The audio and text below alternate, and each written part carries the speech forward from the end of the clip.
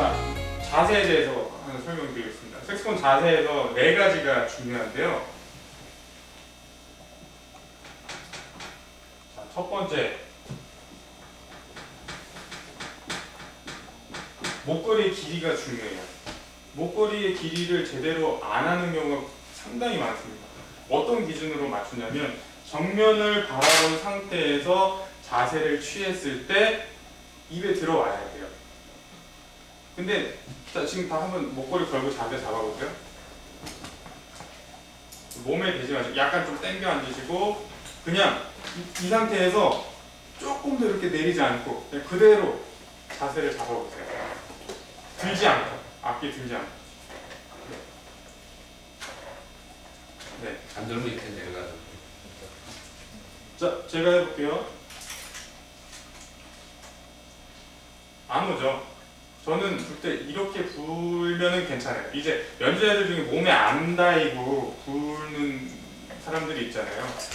좀 심하면은 막 이렇게 불잖아요. 이거는 악기를 이제 밀어서 하면 각도가 이게 와요. 그래서 이게 가능한데 보통 기준은 몸에 닿이는 상태가 기준이기 때문에 이 상태에서 입에 와야 돼요. 안 오면 어떻게 될까요? 둘 중에 하나에 입이 내려가거나 아니면 엄지손가락을 들게 되어 있습니다. 그래서 그 목걸이의 길이를 잘 맞추셔야 됩니다.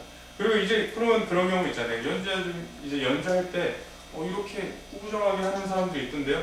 그거는 이 상태에서 이렇게 숙이는 거지 이게 아니에요. 이렇게 하면은 목에 무리가 가고 장시간 연주할 때도 안 좋고. 그리고 두 번째로 호흡이 이 뱃속에서부터 올라와서 입천장을 꺾이면서 속도가 아무래도 줄겠죠. 여기서 이렇게 오잖아요. 이렇게. 근데 이렇게 되면은 어떻게 돼요? 한 번 꺾이고 두 번, 세 번 꺾이죠.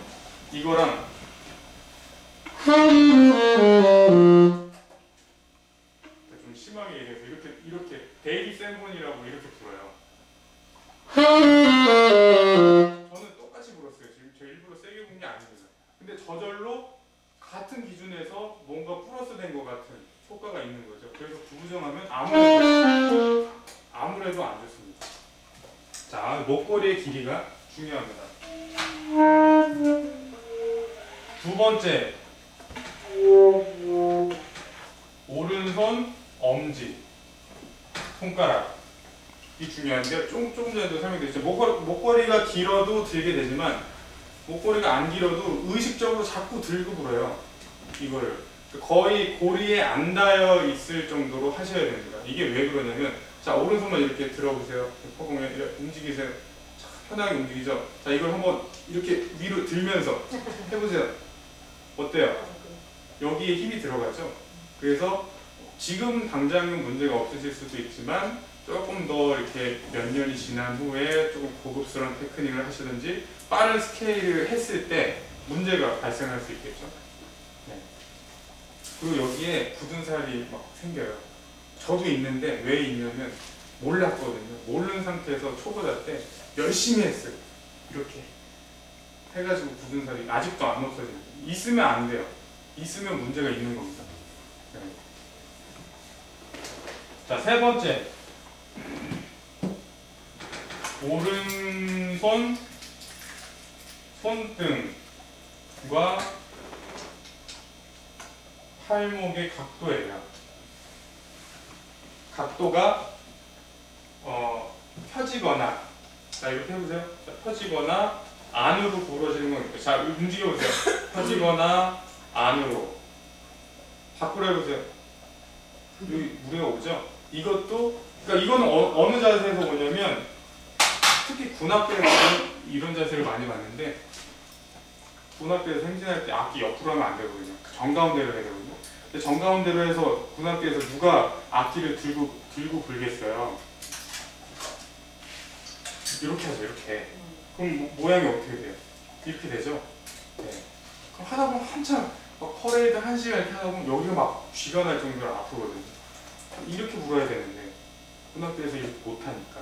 근데 일반인들 경우에도 이렇게 모양을 보시더니 벨이 정가운데 있어야 되는 줄 알고 뭐 이렇게 굳이 맞춰서 보시는 분들이 있어요. 그러면 모양이 꺾어지죠. 이렇게 되면 안 됩니다. 약간 오른쪽에 있어야 돼요. 네. 벨도 이 왼쪽을 향해 있어야 됩니다. 이 상태에서 하셔야 돼요.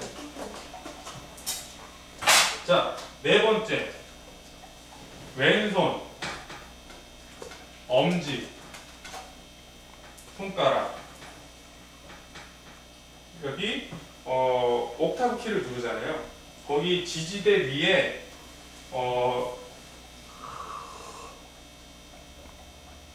돌출된 뼈가 있습니다. 올라가야 돼요.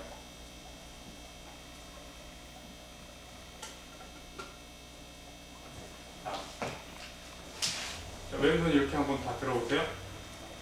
뒤로 뒤집어 보세요. 자, 많이 뒤집어지면 조금 유리할 수도 있습니다. 근데 어떤 분들은 아예 막 전혀 안 구부러지는 분들도 있거든요. 이러면 옥타브 키를 편하게 누르기 조금 불편할 수도 있는 겁니다. 어떻게 되냐면 이렇게 해서 이렇게 만져보세요. 뼈가 딱 튀어나온 부분 있죠? 그 부분이 이 지지대 위에 올라가 있으면 한번 대보세요. 자, 올라가 있으면 옥타브 키를 침범하게 돼요. 그죠? 그리고 옥타브 키는 연주할 때 저희들은 악기가 보이니까 옥타브 키로 구분하지만 듣는 입장에서는 저게 옥타브가 바뀌었는지 안 바뀌었는지 모르잖아요. 그러니까 편안하게 두루루루 움직여야 되는데 그러니 이거 누른다고 막 악기 움직이고 느려지고 소리가 바뀌고 그러면 안 되잖아요. 그래서 최대한 빠르게 편안하게 눌러야 되는데 그러려면 이렇게 올라와 있어야 옥타브 키를 아주 빠르게 왔다 갔다 할 수가 있는 겁니다. 그리고 여기서 중요한 거는 옥타브 키를 눌렀을 때도 이 뼈가 떨어지면 안 돼요. 뼈가 계속 약간 밀고 있는 힘이 있는 상태에서 눌렀다 뗐다를 해주셔야 됩니다. 자, 한번 눌러보세요. 왔다 갔다. 빨리 되세요? 하는데 어떤 분들은 힘은 이런데 막 느리게 되는 분들도 있죠. 네. 자, 이게 중요합니다. 그리고 왼손 엄지 손가락의 각도가 1시나 2시여야 돼요. 초보자분들 같은 경우는 이제 처음에 배울 때 이렇게 불다가 여기가 옆에가 눌리니까 아, 왜 이렇게 눌리지? 약간 이렇게 하고 하신단 말이에요. 그러면 방향이 3시가 됩니다. 그렇게 되면 안 돼요. 옆에는 사이드 키는 닿아도 돼요. 눌리지만 열리지만 않으면 되니까 그렇게 기억을 해주시면 됩니다. 그래서 이 정도만 기억을 해주시고 동호회나 이제 학원에 돌아가셔서 한번 보세요. 주변 분들 어떻게 하고 계신지.